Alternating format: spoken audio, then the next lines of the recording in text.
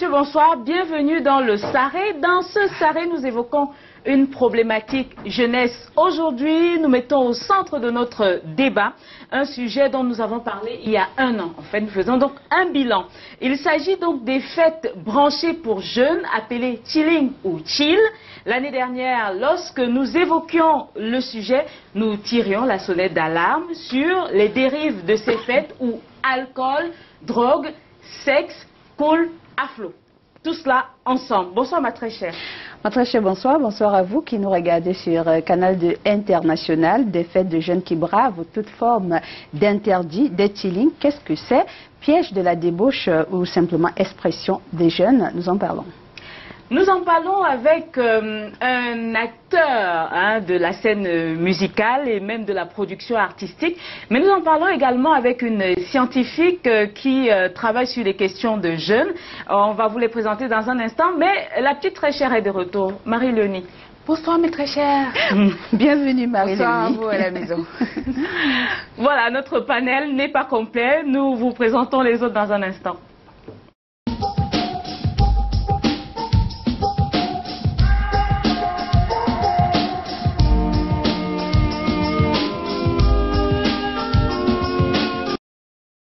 Dans notre calendrier, nous ne sommes que le 5 février et c'est la première fois en 2018 que nous accueillons sur ce plateau Dr Jeannette Wogang.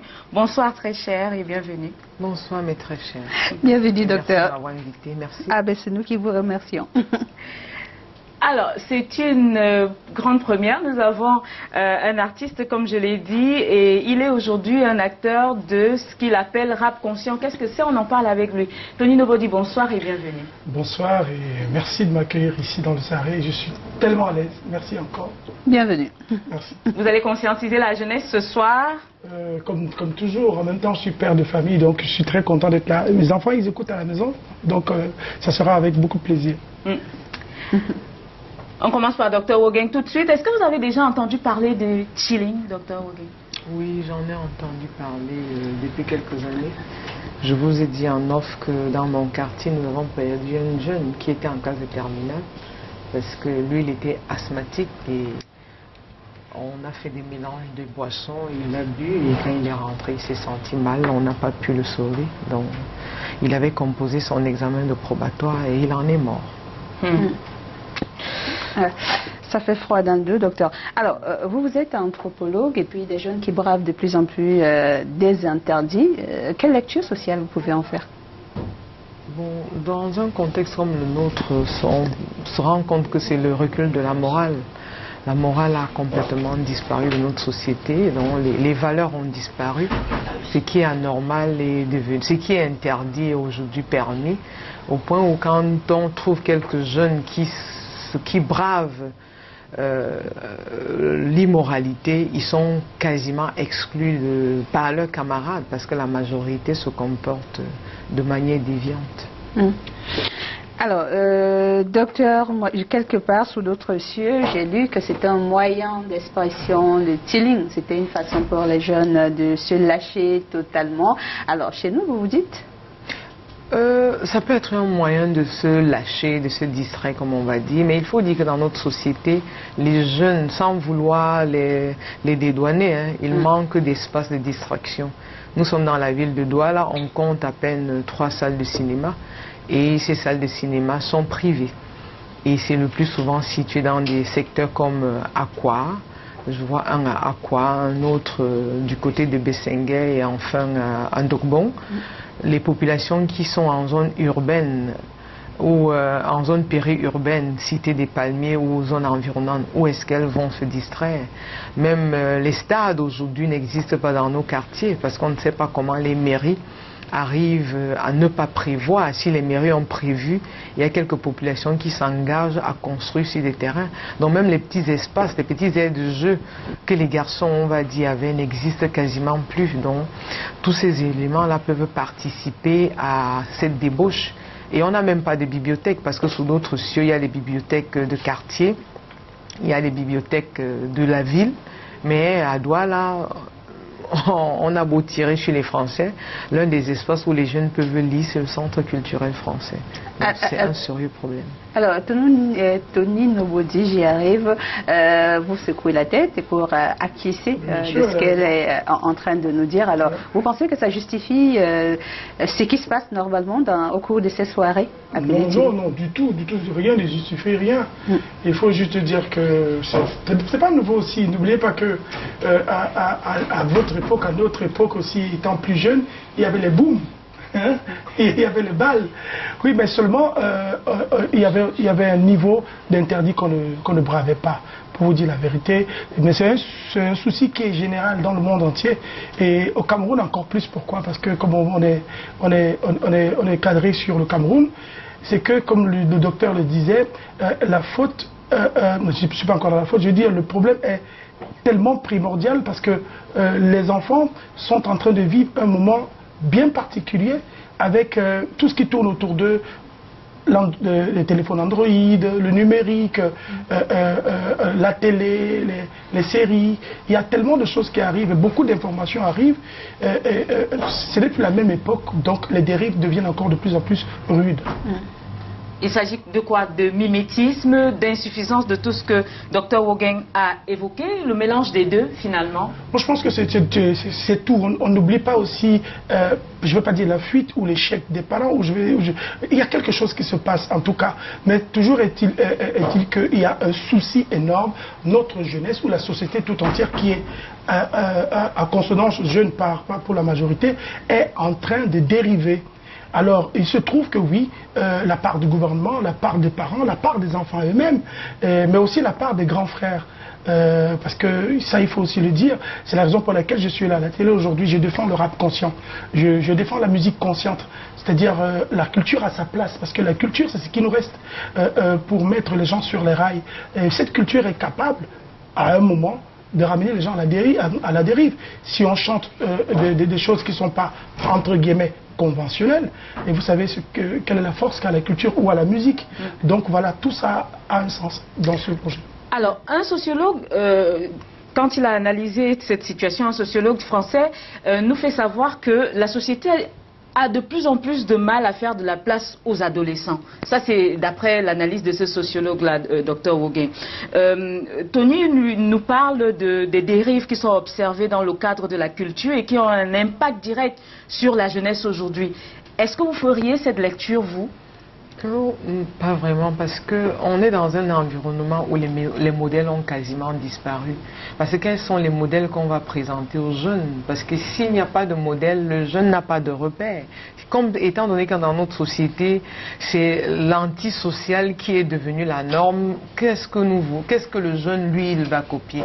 Parce que quand un enseignant va en classe mal habillé, fume devant ses élèves, ou un enseignant fume devant les étudiants, est mal habillé, ça pose problème. Donc si ces modèles de référence là disparaissent, et que d'un autre côté, la famille démissionne, l'État démissionne, les jeunes sont dans l'obligation de se débrouiller par eux-mêmes.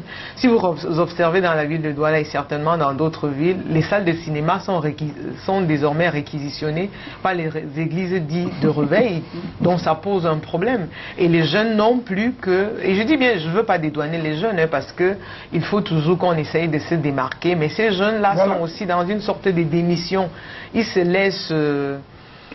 emporté quasiment, ils ne revendiquent rien. On ne demande pas aux jeunes de casser, mais que lorsqu'il y a un problème, qu'on interpelle les personnes qui sont censées apporter des solutions. Mais on parle de l'adolescence comme étant une période de fragilité quand même aussi, non? Oui, mais quand on parle même de la jeunesse, on parle de la tranche de la population entre l'enfance et le jeune adulte. La maturité. Donc on va voir, si on veut parler des jeunes aujourd'hui, on va dire que ce sont les enfants qui sont âgés entre 12 et 20, 21 ans. Ça veut dire qu'on est sensiblement entre la classe de 6e, 5e et le Master 2 pour l'enfant qui a fait un parcours sans faute.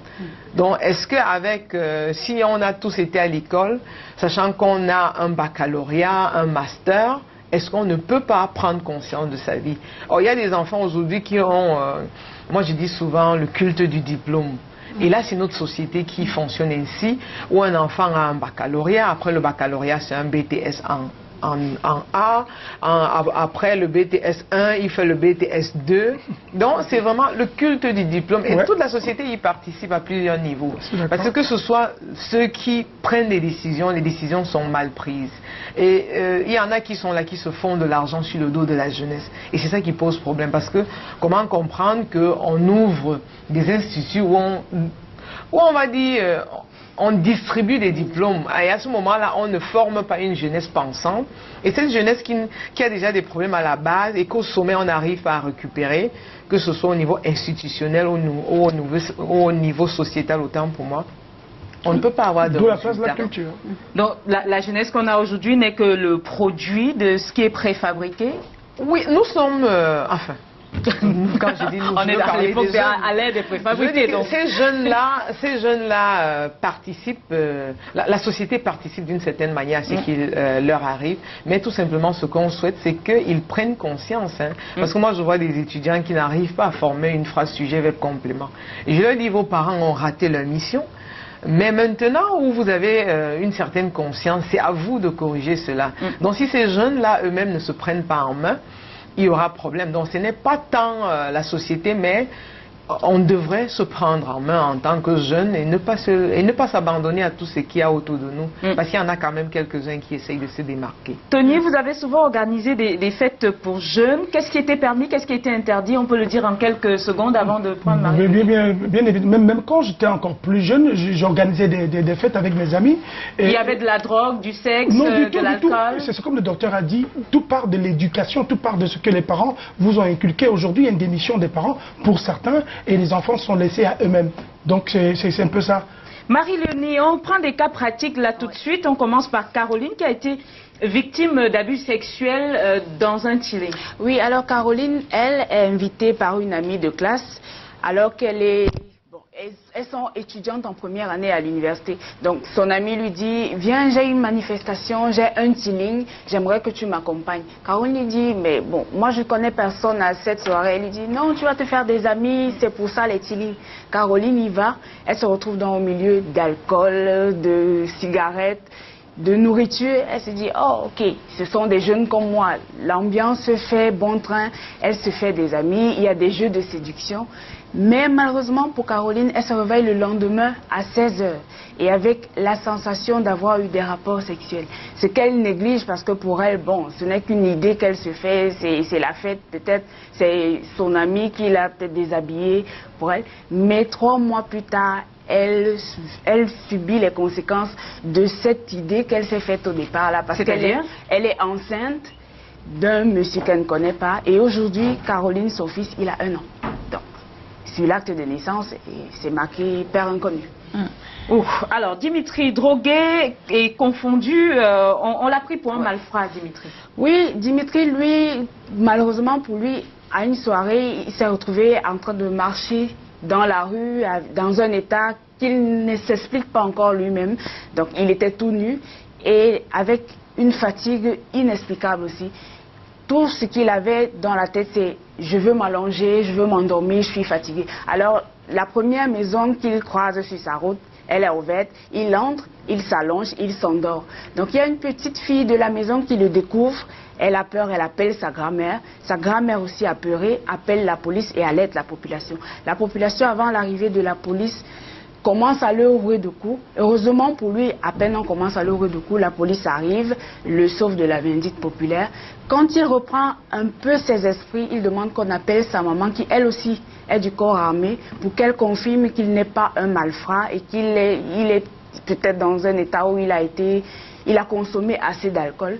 Ce dont Dimitri se rappelle, c'est qu'il a été invité à une soirée par un de ses amis qui est médecin et qui l'incitait à consommer de l'alcool. Et on va terminer par le cas de Sandra, victime de chantage. Oui, Sandra aussi est invitée par un de ses amis à un Tilling. Quand elle arrive, la propriétaire des lieux l'accueille de façon charmante. Elle est étonnée elle-même, vu qu'elle ne connaît pas la dame. Elle se dit, bon, je suis une jeune fille, c'est peut-être l'une des connaissances de mon ami. Donc, on l'accueille, on lui sert des plats somptueux, on lui sert de l'alcool. Elle a une table à elle toute seule qui est différente de la table des autres. Bon, elle se dit, c'est la fête. Pourquoi? Parce que si c'est mon ami qui m'amène, je mérite. Elle se sent privilégiée. Voilà, je mérite peut-être tout ce qu'on me sert. Donc, elle consomme, elle se retrouve en train de fumer de la cigarette. Au petit matin, quand elle se réveille, elle est dans un lit, elle est toute nue. La dame lui explique qu'elle était fatiguée et que pour qu'elle se repose mieux, elle l'a mise dans ce lit, elle lui a fait prendre un bain, elle l'a mise dans ce lit en attendant qu'elle se réveille. Quand Sandra rentre chez elle, elle commence à recevoir des messages. Elle ne comprend pas puisqu'elle n'a pas donné son numéro à la dame. Son ami lui dit non, je lui ai donné ton numéro parce qu'elle t'a trouvé intéressante. La dame commence à lui faire des avances. Elle ne comprend pas. Quand elle refuse, la dame lui envoie des vidéos de toutes les deux, Sandra et la dame, toutes nues dans un lit en train d'avoir des rapports sexuels. Elle a effondré, elle ne comprend pas. Et la dame lui dit, soit tu acceptes, soit je publie les photos. Donc, ça fait 2 semaines aujourd'hui, Caroline a arrêté d'aller à l'école parce que, étant démoralisée, elle ne sait pas quoi faire. Elle ne sait pas s'il faut se plaindre ou s'il faut garder ça pour elle. Ou elle dit qu'elle ne sait même pas s'il faudrait qu'elle se suicide aussi, par exemple. Ouf, alors, on en reparle sur ce plateau avec Dr Wogeng, Tony Nobodier. On va recevoir Kevin dans un instant. Après le premier reportage, Chilling, le piège de la débauche. Reportage.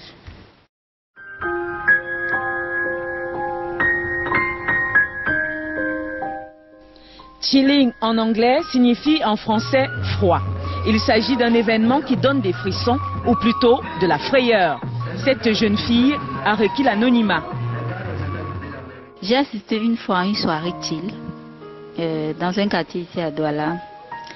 J'ai été invitée à cette soirée par un ami qui savait que je voulais tellement assister à une soirée chill pour voir ce qui s'y passait parce que j'entendais tellement les choses autour que je voulais voir ce que c'était une soirée chill. Arrivé donc sur les lieux, tout se passait bien. Les jeunes buvaient, ils se parlaient, ils s'amusaient, ils dansaient. Puis à un moment de la soirée, plus tard quand même dans la soirée, la personne qui recevait a fermé les portes, baissé les rideaux, vraiment a arrêté même la climatisation. Je m'interrogeais, j'étais là, je m'interrogeais, je ne savais pas ce qui se passait. Je demande à mon ami, mais qu'est-ce qui se passe? Pourquoi on ferme toutes les portes? Qu'est-ce qu'on veut nous faire ici dedans? Il dit non, non, non, rien du tout. Je laisse, tu vas voir ce qui va se passer. C'est là où je vois une fille sortie de la chambre avec un plateau. Dans le plateau se trouvait de la marijuana. Il y avait des petits sachets emballés avec du papier ciment. Je demande à mon ami, c'est quoi ça? Il me dit de l'herbe. Je réponds de l'herbe. Il dit oui, de l'herbe. Je dis quelle herbe? Il me dit tu n'as jamais entendu parler de l'herbe. Je dis si, mais la drogue. Il me dit mais c'est ça. Je dis qu'est-ce que la drogue fait ici? Qu'est-ce que ça fait dans ce genre de soirée? Il me dit que mais c'est l'une des particularités des chill. Je dis ah bon? Il dit oui. Je dis ok, et comment vous faites? Il me dit regarde ce qui va se passer. Et puis ces jeunes-là se sont mis à fumer, filles comme garçons. La fumée qui était déjà en train d'inonder la salle m'empêchait de respirer. J'ai dit que non, je voulais sortir, mais il dit que non, je ne peux pas sortir parce que si on ouvre la porte, l'odeur va se répandre et les gens vont venir demander ce qu'on fait ici. J'ai dit non, maman, je ne peux pas rester parce que je n'arrive plus à respirer. On m'a dit va dans la chambre ou va dans les toilettes. Hormis les stupéfiants, les questions de sexe sont banalisées. Nous avons reçu une vidéo dans laquelle une jeune fille est violée par un groupe de 4 garçons après avoir été droguée. Visiblement, ce type de situation est habituel dans les chillings. Une proche de ce jeune en a été victime. Elle allait à un chill et au sortir de là, elle s'est fait violer. Sur cette photo également, une jeune fille qui a subi un chantage après avoir été photographiée toute nue. Le 21 décembre 2016, et après un mois de relation, mon petit ami Eric m'a invité à un chilling à Bonamou-Sadi. Étant une habituée de cette chilling, j'avais entendu dire qu'on mettait toutes sortes de drogues et d'alcool dans des punchs. À notre arrivée aux environs de 23 heures, mes amis d'Eric m'ont proposé un verre de punch. ce pain était tellement sucré qu'on ne ressentait pas le goût de l'alcool. J'étais assis 1 heure après, je me suis sentie fatiguée et je n'arrivais plus à me contrôler. Et j'avais également une envie énorme de faire l'amour. Elle sera conduite dans une pièce de la maison. Arrivée dans la chambre, il y avait 3 garçons. Ils étaient tous ses amis d'Eric. Ils m'ont demandé de me reposer. Après quelques instants, ils ont commencé à me déshabiller et à prendre des photos. Je ne savais pas comment réagir. J'étais tellement fatiguée, la voix ne sortait pas. Ainsi commenceront les menaces. Quelques temps après, Eric, mon petit ami, m'envoya des photos de moi toute nue, en me menaçant de les publier dans les réseaux sociaux. Si je ne donnais pas une somme de 150 000 en un délai d'une semaine. Venant d'une famille modeste, je ne savais pas comment le dire à mes parents, étant donné qu'ils ne sont pas dans les réseaux sociaux. Je ne savais pas comment le dire à mes parents et comment réagir. Après une semaine, mes photos se sont retrouvées dans les réseaux sociaux et depuis lors, je n'ai plus jamais osé entrer dans un réseau social et j'ai eu à supprimer tous mes pages. Cas non isolé également, nous avons mis la main sur cette publication en langage SMS. Toi et moi avons des soucis, je me suis confiée à des gens très proches de toi, croyant qu'ils pouvaient te ramener à la raison. Et à cause de ça, tu me menaces jour et nuit. Je ne dors plus, je te supplie de ne pas poster ces foutaises que tu m'avais forcé de faire par amour. Oui, je l'ai fait, jugez-moi, j'assume. Puis tu es allé trop loin, partager mes photos à ton groupe de drogués pour qu'on me rabaisse sur les réseaux sociaux. Voici pour terminer les conseils de Kevin à l'endroit des filles. Dans ce genre de chilling, par exemple, les organisateurs qui demandent des préservatifs à l'entrée, du coup, on sait ce qui se passe. On sait que ça finit en partouze, on sait qu'une fille finit par être violée à la fin, parce que le plus souvent, on sait qu'une fille finit par être saoulée, par être droguée. Et moi, tout ce que je peux dire, c'est que quand une fille voit ce genre d'annonce, aller avec un préservatif, n'y allez pas, tout simplement. Pour lutter contre ces incidents malheureux, le Big Young Family dit organiser des chills responsables où la sécurité est de rigueur.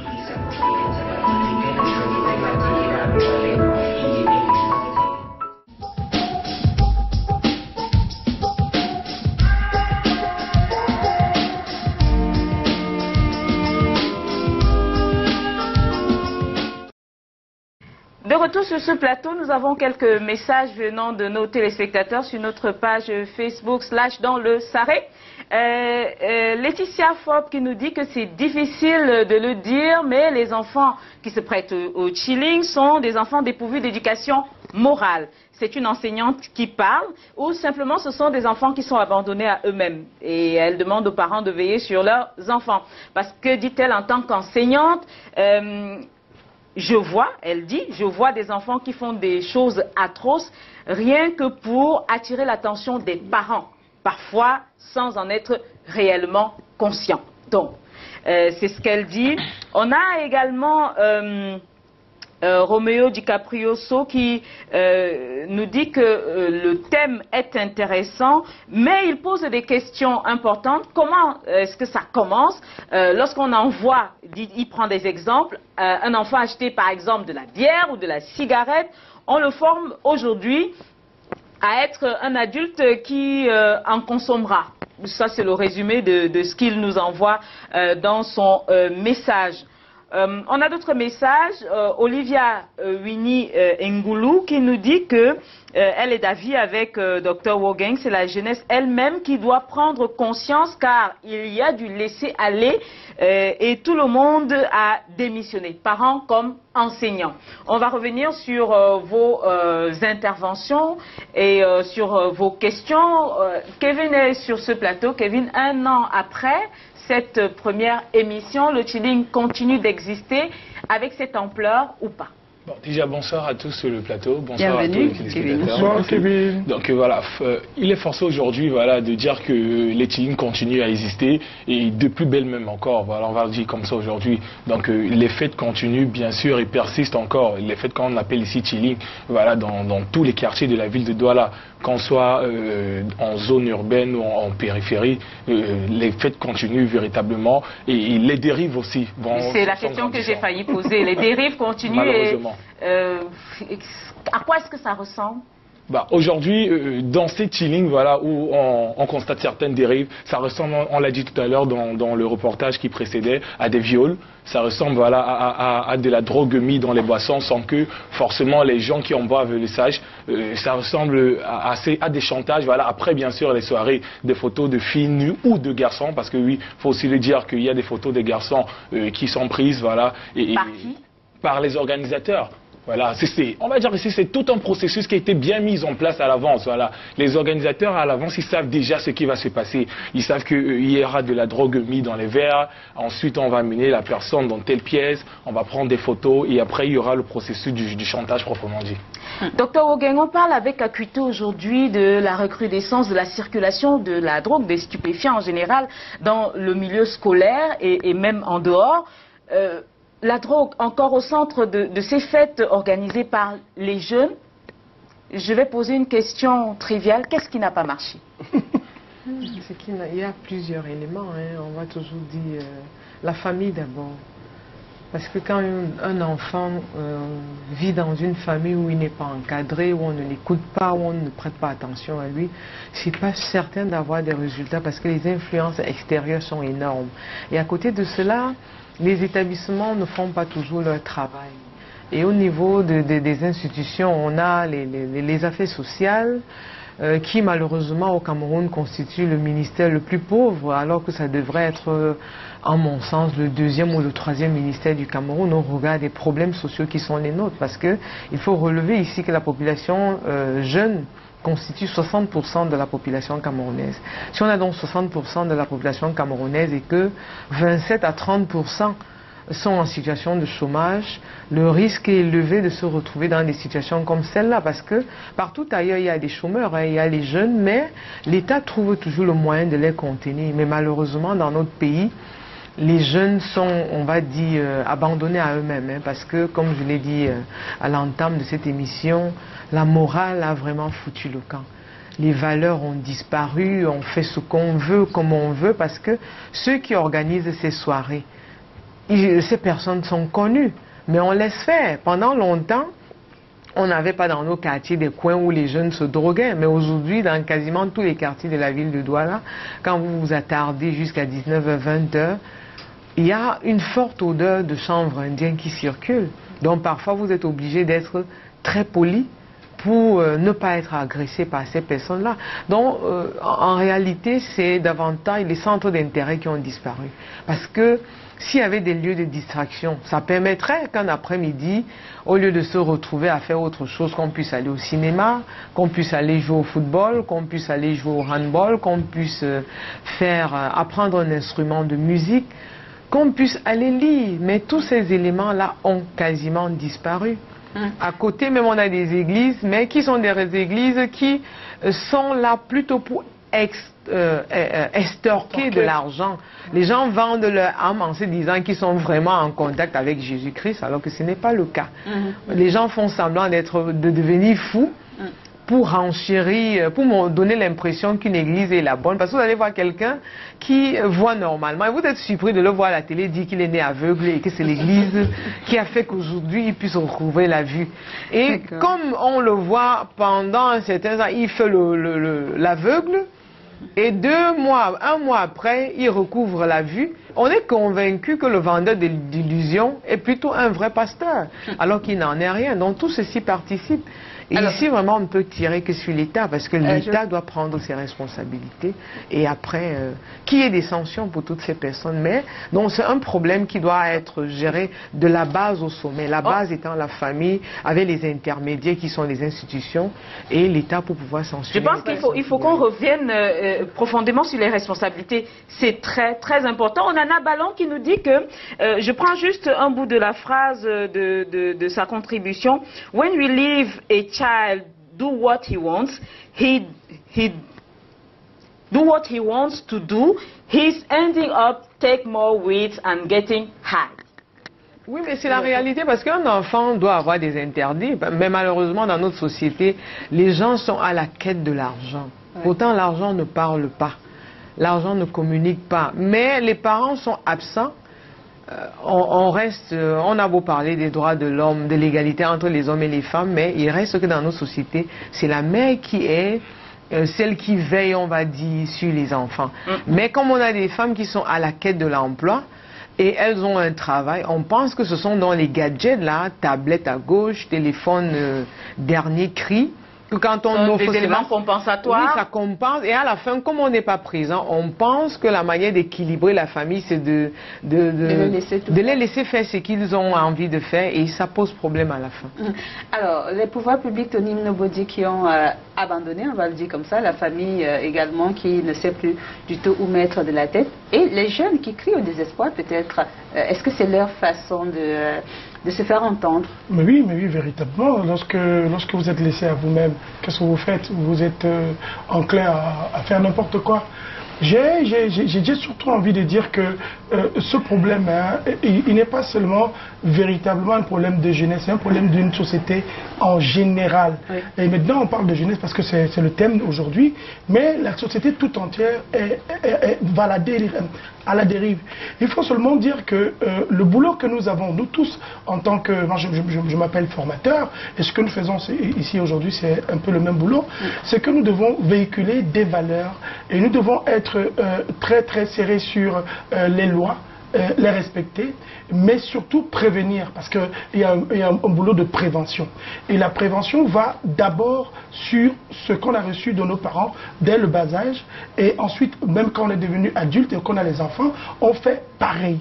Et vous allez remarquer que la plupart des parents aujourd'hui ont aussi démissionné. Ça, je voulais aussi attirer l'attention du fait qu'eux-mêmes, la vie ne les laisse pas, comme on dit au quartier, c'est dur. C'est un peu dur, c'est-à-dire on suit, plutôt comme le docteur disait, on suit l'argent et on oublie la famille. Et aujourd'hui, pourquoi? Parce que les gens sont appauvris. Et ça recadre, ça relance encore le grand débat de la mauvaise division des biens et des richesses. C'est-à-dire qu'il y a des gens qui sont forcés à travailler 10 fois plus, mais on va tout mélanger, mais on va simplement dire aussi que, quoi qu'il arrive, qu'on soit riche, qu'on soit pauvre, c'est le même résultat. Parfois, les jeunes... Et j'aimerais bien qu'on revienne sur, je vais appeler ça ce courant de la musique urbaine que vous avez dénommé. Le hip-hop. Voilà, vous appelez ça le rap conscient. Ouais. Ah, ok.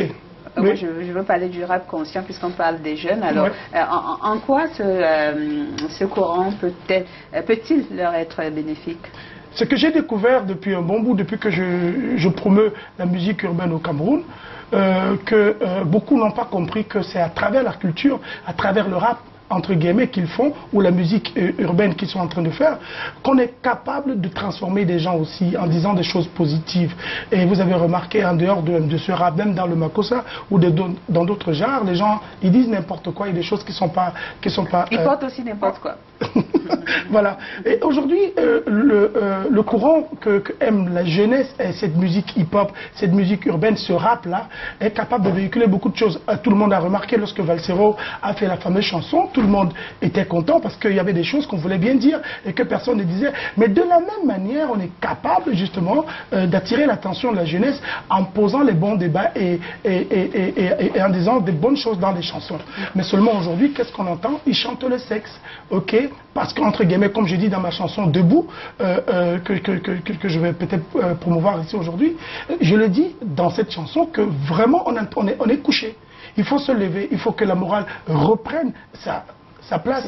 Et le rap aujourd'hui justement, ou la musique urbaine, a cette force-là de transformer les gens et que tous ces mauvais, entre guillemets, mauvais textes, je ne veux pas dire mauvais artiste parce qu'il n'y en a pas, parce que certains cherchent de l'argent, parce que c'est commercial. Alors cette musique-là qui est consciente est capable d'apporter sa part dans le solutionnement de ce problème. Une dernière question peut-être à Kevin. Tout à l'heure dans le reportage, Kevin nous parlait de ces fêtes-là où on demande aux filles, enfin aux jeunes femmes ou des hommes même d'apporter des préservatifs et c'est ainsi qu'on se rend compte que c'est pas une bonne chose. Alors, du coup, si on n'apporte pas de préservatif, on est en sécurité? Non, pas forcément. On n'est pas forcément en sécurité. C'était juste une des façons, voilà, de savoir que ici la soirée, elle est douteuse ou pas. Comme je l'ai dit dans le reportage, une soirée où on va vous demander de venir avec des préservatifs à l'entrée. Est-ce que ça se poursuit encore ces soirées où malheureusement, oui. On donne comme ticket d'accès un préservatif? Oui, malheureusement. La preuve, les fêtes de fin d'année qui sont passées, voilà, j'ai reçu un SMS d'ailleurs d'un numéro inconnu, voilà, qui m'annonçait un til du côté de Bonapriso et pour rentrer il fallait venir avec un préservatif. Donc c'est un clin d'œil. Voilà, c'est un clin d'œil. C'est pour dire que tu viens. C'est pour dire à tous ceux qui nous écoutent en ce moment que ce genre de soirée là, quand on voit le message, on n'y va pas. Forcément, on n'y va pas. Voilà, Kevin, également. On va prendre le reportage, ma très chère. On prend le deuxième reportage. Les incidents des chillings. Kevin nous parle là, il nous a parlé des filles qui sont victimes de viol. On a suivi dans le premier reportage. Que se passe-t-il d'autre? Reportage.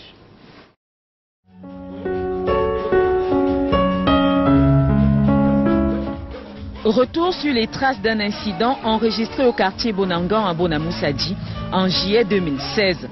Gédo, artiste, musicien, et Emmanuel, étudiant et footballeur, en garde des souvenirs pas très gais. J'arrive et puis on a le temps de prendre connaissance avec les lieux. Je prends un ou deux potes, du moins mon équipe, on se retire. Et puis je les briefe rapidement sur un ou deux trucs que je veux essentiels avant de rentrer, avant de commencer la prestation. C'est allé tellement vite. À un moment, on coupe la musique. Et j'étais dans un coin avec les potes. On coupe la musique. Et puis un mec qui rentre par une fenêtre, pardon. Et qui... Il a sa voix, il parvenait même pas à parler. Genre, je sais pas si c'était le coup, genre c'était le coup, oui. Il a prononcé le nom d'un de ses potes là, genre, ouais, on vient de me poignarder, un truc comme ça. Tout de suite, c'est la panique. Après, le gars, il se traîne dans toute la maison, il est en sang complètement. Il a complètement, je vais faire un peu d'humour, il a complètement repeint les murs de la maison parce qu'ils sont tout blancs. Mais après, je dis, j'avance un peu, après c'était tout rouge, tous les murs, c'était un truc de fou. L'un des blessés, c'est Emmanuel. L'histoire peut vous paraître incohérente, mais pour la victime, il s'agit de faits vécus. Celui-là avait cassé la bouteille. Cassé la bouteille derrière lui, derrière moi. Quand il arrive, il me poignarde ici, là. Ici, à la nuque. Quand je me tourne, il a pris la fuite. Quand je me retourne maintenant vers l'avant, c'est là où je vois une personne qui me donne un coup de bouteille cassée sur le front ici. Je profite donc pour monter parce que j'avais terriblement peur. Les récits de cette île tragique ne s'arrêtent pas là. Quand je descends des escaliers, je constate donc qu'il y a un de mes voisins du quartier. Lui, on l'avait poignardé au cou. Ici comme ça sur la veine. Le sang, il saignait vraiment. Quand je me tourne après, c'est ici. Les bouteilles qu'on me coince encore sur la face. Et les gars, quand ils m'ont coincé ça, ils ont commencé à prendre la fuite. C'est là où les gars du quartier sont venus. Ils ont commencé à les suivre. Quand on arrive à l'entrée du commissariat 12e de Bonamoussadi, ils étaient au nombre de 13, plus de 13. Ils étaient nombreux sur la moto. Voici les photos d'Emmanuel au moment de son agression. Il dit être un miraculé et remercie le ciel pour cela. La plainte déposée au commissariat du 12e arrondissement de Bonamoussadi n'a pour l'instant pas eu de suite. Je suis allé avec celui qu'on a coupé le cou là, on a coupé la veine là, jusqu'à présent. Il n'arrive pas à tourner le cou à droite. Il a les difficultés à tourner le cou à droite. Quand il tourne le cou à droite, il a mal. De toutes les façons, il a mal. Il a mal. Donc nous sommes allés faire un certificat médical au niveau de l'hôpital de district de Daïdo pour porter plainte. Mais jusqu'à présent, il n'y a pas eu suite. Jusqu'à présent, il n'y a pas eu suite. Ils ont une seule question. Ils ont toujours la même question. Vous êtes dans quel quartier? Bonanga. Ok. Bon, entre-temps, est-ce que vous avez avisé au commissariat que vous avez organisé une fête? Non, on n'a pas avisé. Bon, mais vous n'avez pas avisé. Mais vous voulez qu'on suive la plainte comment? Entre-temps, les jeunes agresseurs ont publié des messages de victoire sur leur page Facebook. Je crois avoir vu circuler une photo de 4 ou 5 personnes qui l'avaient postée sur Facebook. Voilà, nous sommes arrivés à Bonamoussadi et on est sorti vainqueur. Ce genre de commentaires. Ils ont publié clairement. On est allé Veni Vidi Vici. On est allé en avion, on a vaincu. Voilà, nous sommes les kings. Mais je n'ai pas de réponse. Je ne vais pas donner de réponse à ce genre de. C'est des provocations. Mais comme je disais tantôt, il y a un être absolu qui est apte à décider de ce genre de sort de chacun de nous. Maintenant, celui qui va se croire supérieur ici-bas, je préfère ne pas le qualifier. En attendant que l'affaire soit bouclée, certains des organisateurs sont partis du quartier, d'autres ont pris la route de l'aventure et pour l'instant, l'idée d'organiser un chill fait peur.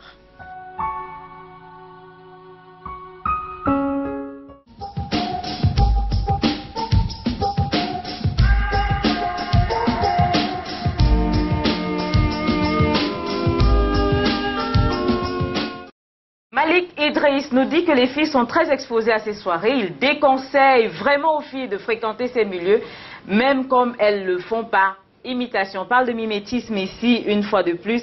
C'est pas obligé d'y aller, dit-il. Il suffit de dire non, N-O-N. Héloïne Violetta nous dit que la jeunesse est une étape difficile. Trop juger les jeunes ne sert à rien. Ça va toujours exister. Les parents sont souvent la cause parce qu'ils compriment les enfants et une fois qu'ils atteignent la liberté, ils se mettent à faire n'importe quoi. Je pense que Dr Woguin va réagir. Prenons d'abord Fleur Tamo qui nous dit qu'il faut, la faute revient aux parents qui donnent un laisser-aller aux enfants. Ça c'est le contraire absolu hein, de ce qu'Héloïne nous dit, qu'il donne un laisser-aller aux enfants dès leur bas âge. Il dit qu'il a une connaissance qui était également victime d'un chilling. La personne a été violée, c'est une fille, et s'est retrouvée le lendemain dans l'auberge toute nue. Et 3 mois après, elle s'est rendue compte qu'elle était enceinte.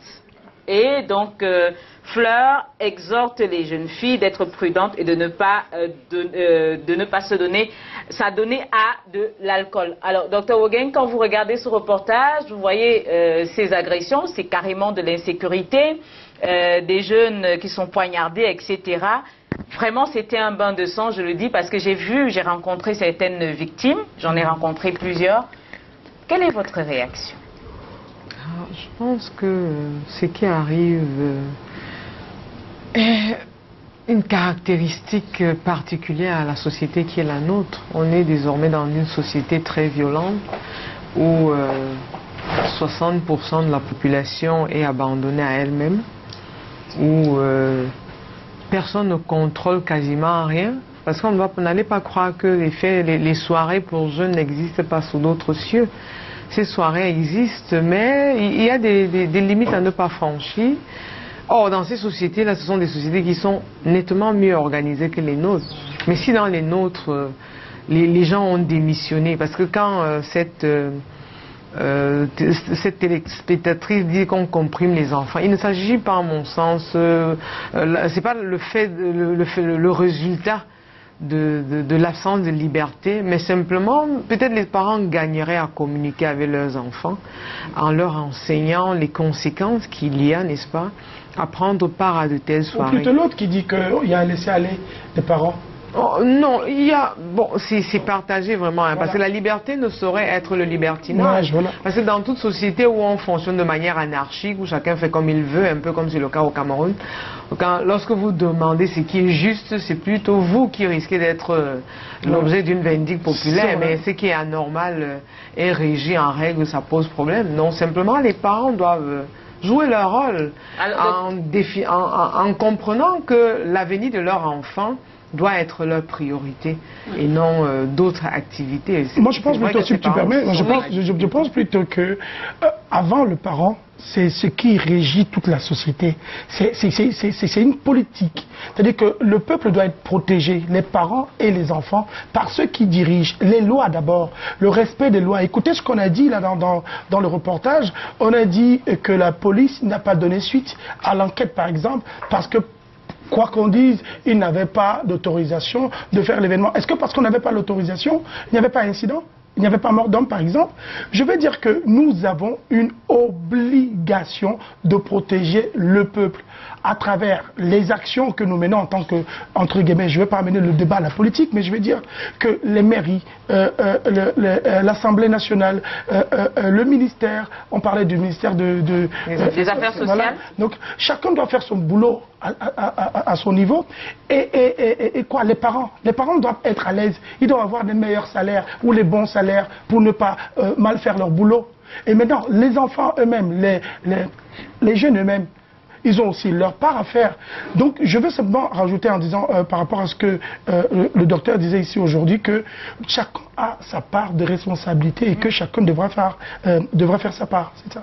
Est-ce qu'on doit interdire ces fêtes, docteur Hoguin? Je pense que ici, on rejoint un peu le problème de décentralisation qui se pose au Cameroun, parce que si dans nos quartiers, il y avait des espaces dédiés aux jeunes, où on sait que quand les jeunes ont des soirées organisées, ça se passe dans ces espaces-là. Parce que quand on regarde ailleurs, on est toujours obligé d'aller citer ce qui se passe ailleurs. On peut organiser des soirées à la maison, mais il y a des heures au-delà desquelles tout le monde doit rentrer. Et il y a parfois des autorités municipales qui passent pour dire on éteint et tout le monde rentre. Parce que ça, ce sont des soirées qui ne sont pas contrôlées. Et on va, la soirée commence à 21h, alors qu'ailleurs, c'est à 21h que tout le monde est censé rentrer. Quand moi, j'étais élève au lycée et autres, il y avait les balles de jeunes où on faisait des matinées de 15h30 à 18h. Et à 19h, tout le monde était rentré. On savait que c'était les parents qui devaient reprendre la relève. Les jeunes risquent de vous dire que vous êtes vieux jeu, hein, docteur. Non, c'est pas tant ça. Mais tout simplement, de telles actions préparaient la jeunesse à éviter les situations qui sont les leurs aujourd'hui. Or, quand vous observez, moi, ce sont davantage les jeunes filles que je plains. Parce que le garçon, il suffit qu'il ait même les emballages en plastique. Là, il va fabriquer son ballon et il va commencer à jouer avec ses amis au quartier. Mais la jeune fille, à la maison, il n'y a pas de télé. Non, même, là, vous parlez peut-être des familles où il y a déjà la possibilité d'avoir une télévision. Mais dans toutes les familles aujourd'hui, docteur, on est... Non, malheureusement, dans toutes les familles, il n'y a pas de télévision. Dans toutes les familles, il n'y a pas de télévision. Et moi, je pense que la télévision même n'est même pas un outil de distraction parce qu'on y copie tout et n'importe quoi. Et c'est encore pire, la télé. Mais dans tous les cas, s'il y a de petites possibilités de se distraire dans son espace, dans l'espace où on est le plus, où on vit, c'est plus intéressant. Or, un enfant, parfois, il pense que tout ce qui est bon se trouve à Bonapriso. Or, il ne sait pas qu'en partant des quartiers périphériques, il va aller acheter la mort, la drogue et autres dans les quartiers comme ceux-là. Ce n'est pas pour tirer sur ces quartiers. Kakoumoumi nous dit que la jeunesse n'est pas synonyme de bêtise. Super parti ou chilling, selon les mots. Pour lui, la jeune fille ou le jeune garçon qui utilise les androïdes sont sont à la portée de tout le monde. Il n'y a pas d'infrastructure pour occuper les jeunes, comme Dr Wogeng le dit. Il n'y a pas de salle de cinéma et autre endroit. Bref, c'est du laisser aller. Les parents ont aussi leur rôle capital à jouer là-dedans. Bref, le modernisme a pollué l'environnement. Je pense qu'on peut résumer. Ce n'est pas tant le modernisme. Voilà, docteur. En tout cas, moi, je m'adresse encore à Kevin. Et à propos de ces parents qui ont tout laissé tomber et tout, on nous apprend que des chillings se déroulent dans des domiciles.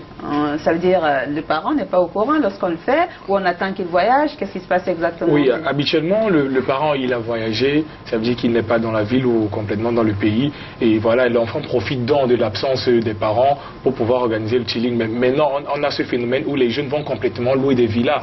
Voilà, il faut le dire ici. Voilà. Hein, et vont louer des villas. Des appartements. Voilà, des appartements dans des quartiers entre guillemets UP, on va le dire comme ça, par exemple Bonapriso, où ils dépensent vraiment des centaines de mille. Hein. Voilà, une location peut aller à 200, 300, voire 400 000 pour une seule soirée.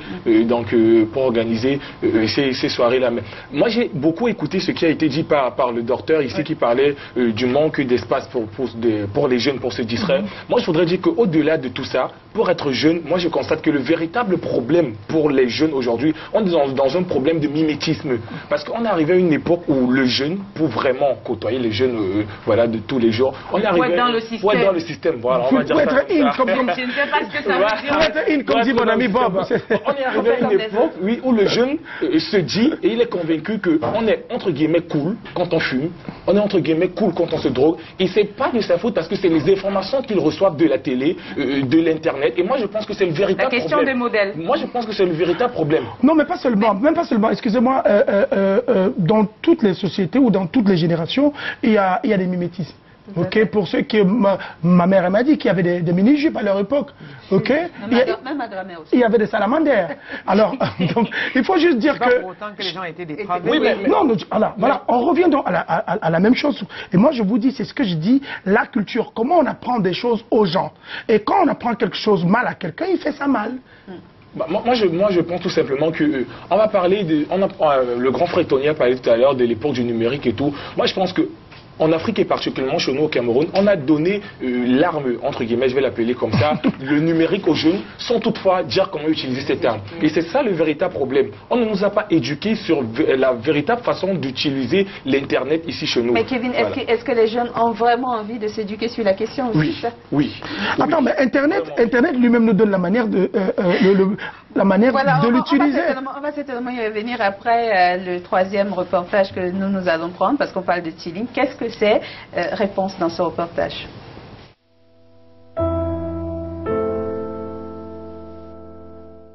Lorsque nous entendons parler de chilling pour la première fois en 2015, le mot semble étrange. Surtout que cela avait trait à un incident malheureux enregistré à Yaoundé. Une jeune étudiante avait trouvé la mort à l'issue d'une rencontre chill et les réseaux sociaux en avaient fait écho. D'ailleurs, les noms de jeunes artistes avaient été évoqués à l'occasion. Alors, nous avons entrepris cette émission parce que ne comprenant pas de quoi il s'agissait. Ça a plusieurs appellations, chilling. Oui, c'est une fête qu'on organise dans des maisons. On s'organise plusieurs personnes. Oui, ça dépend. Il y a les titres privés, il y a les titres ouverts. Les titres privés, c'est plus entre amis. L'idée du chill, c'est un peu, je veux dire, un plagiat qu'on a pris de l'extérieur, vous voyez. Oui, c'est là où on est au chill, au Cameroun. Et tu vois, de nos jours, c'était un peu compliqué pour des jeunes d'aller se défouler en boîte de nuit parce qu'il n'y a pas assez de moyens. C'est là où le chill naît, vous voyez. Par contre, c'est plus facile pour un jeune d'apporter une bouteille de Sky, aller une fête, s'amuser pour toute la nuit, jusqu'au petit matin. Le chilling, c'est donc un concept venu d'ailleurs. Le nom d'origine, c'est Skin Party. Déjà, ce sont des fêtes qui se sont organisées, qui ont débuté en Angleterre, plus précisément à Londres. Donc, avec le temps, ici au Cameroun, on ne connaissait pas ça déjà. Ça s'est propagé après en France et c'est récemment que ça a fait son apparition au Cameroun. Si le chilling s'apparente à la Skins Party, cela veut dire un mélange d'alcool, de drogue et de sexe. Bref, il s'agit de fêtes no limites dans lesquelles tout est permis. Kevin se souvient de sa première fois. Je découvre les chillings très jeune, on va dire je devais avoir 14 ou 15 ans. Donc c'est à travers les réseaux sociaux que je découvre l'événement. À l'époque, je me rappelle, on avait demandé de présenter à l'entrée une bouteille de whisky. Donc naturellement, nous sommes allés dans un marché de la place où on a acheté une bouteille de whisky. C'est avec la bouteille de whisky qu'on a pu entrer ce jour-là. Personne ne vérifie, on ne me demande pas ma carte d'identité à l'entrée, on ne me demande pas mon âge, j'ai juste présenté ma bouteille, puis j'ai pu accéder à la soirée et j'ai profité pleinement. Beaucoup de choses se passent, des choses bien comme des choses pas bien. Donc bon, pour moi, où j'étais ce jour, ça fumait beaucoup, je le redis encore, il n'y avait pas de sécurité, ça buvait énormément. Donc toi le jeune, c'est à toi d'être conscient s'il faut boire ou s'il ne faut pas boire. En général, les fêtes se déroulent dans les domiciles privés, parfois à l'insu des parents. Vous pouvez être 4 ou 5, vous dites que vous allez faire une soirée dans telle villa. Bon, chacun invite ces gens, vous pouvez avoir un nombre limité d'invités, 10, 20. Puis on vote un budget à atteindre, les recettes qu'on aura, comme la boisson, les amuse-gueules. Oui, on appelle un DJ, on fait la publicité sur le net, les réseaux sociaux et tout. Et bon, la publicité, c'est pas pour, quand c'est fermé, la publicité c'est pas pour les autres. Hein. C'est juste pour se faire voir, pour savoir que tel groupe organise un til, mais ils n'auront pas accès. C'est juste pour nous. Voilà. Donc, lorsque c'est un til ouvert, la publicité c'est pour tout le monde, pour que tout le monde puisse venir s'amuser aussi comme ça. Et pour que ça, on garde le nom. J'étais au til de la maison BOF, voilà. Pour avoir accès au til, les modalités sont allégées. Les tils ouverts, les conditions, c'est la bouteille de whisky qu'on appelle Sky. Dès que tu as ton Sky, tu viens, tu présentes ça à l'entrée et tu passes, bien sûr, si tu remplis les conditions. Il y a l'âge, il y a l'apparence, il y a la tenue, le dress code. Et puis nous apprenons que l'organisation ou la participation à un chilling permet d'intégrer le système. Au départ, c'est pour être dans le système. Parce que je voulais dans le système, je voulais aussi avoir une cote. Je voulais qu'on sache que Kevin est dans la place aussi. Donc pour être dans le système à cette époque-là, il fallait être dans les endroits où on allait te voir.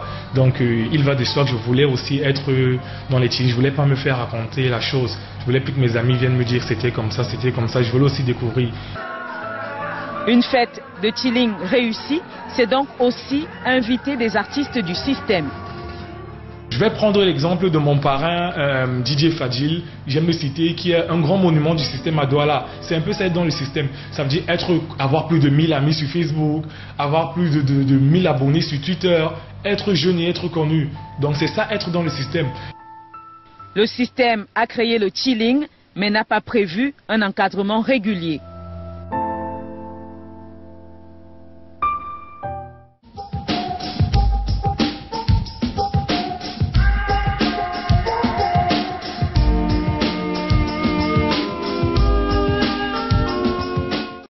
La réaction d'Angelo Guicciati, les petites fêtes entre jeunes ont toujours existé et autrefois les dérives étaient contrôlées, mais avec l'avènement des TIC, la démission des aînés, donc des parents, les dérives sont connues et prennent de l'ampleur. On ne peut pas interdire les fêtes chilling, mais sensibiliser la jeunesse, dit-il. Les parents et enseignants doivent reprendre leurs responsabilités. Yes. Tato Chegoué, le chilling peut finir, sauf si la jeunesse prend d'abord conscience et avec l'appui des parents et de l'État. Jacques Nguyen, à cause de la quête à s'enrichir à tout prix et à cause de la crise économique et morale, parents, dirigeants d'églises, hommes politiques, tous ont oublié leurs responsabilités. C'est terrible pour notre belle République. C'est vrai. Dommage, on ne pourra pas lire la moitié des messages, ce n'est pas possible.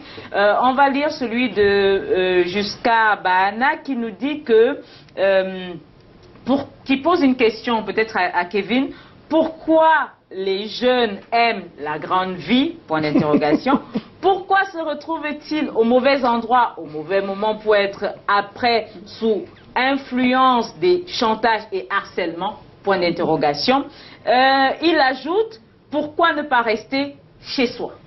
Voilà. Bah, à la question de savoir déjà pourquoi les jeunes aiment la grande vie, moi je dis que c'est un complexe d'infériorité et c'est une question d'éducation. Moi j'aime à le rappeler à qui veut l'entendre. Moi j'ai été éduqué par ma mère, voilà, j'ai eu un père absent et j'ai été éduqué dans ce qu'on appelle une famille catholique. J'ai eu certaines valeurs et pour moi on m'a appris à me contenter de ce que j'ai. Ça veut dire que si j'ai mangé un plat de riz chez moi le matin, je ne vais pas envier le voisin qui a mangé voilà, 6 plats de riz chez lui. Donc c'est en fait une question d'éducation à la base à la maison. Si on t'a appris à te contenter de ce que tu as déjà à la maison, tu n'iras pas envier l'autre et vouloir jouer la grande vie. Alphonse Djené, on accouche les enfants, on n'accouche pas leur cœur. Ça, c'est typiquement camerounais pour ceux qui ne comprennent pas. Au Cameroun, on comprend très bien.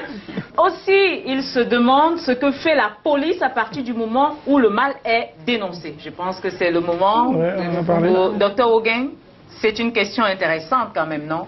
Oui, bon, est-ce que notre police même a les moyens de faire son travail? Parce que c'est ce qu'il faut se poser comme question, parce que parfois, est-ce que tous nos quartiers disposent de postes de police avec des policiers présents? Ça, c'est ce qu'il faut savoir. Moi, je sais que dans mon quartier, il y en a un, mais j'ai jamais vu de policier là-bas. En tout cas, chez nous, à Youpoué, il y en a toujours. Voilà, peut-être à Youpoué, parce que vous êtes à côté de la mer, donc c'est compréhensible. Le port aussi n'est pas loin de là. Donc, il y a plus de choses à protéger à Youpoué que les banlieues où nous avons eu la possibilité d'être locataire, je veux dire.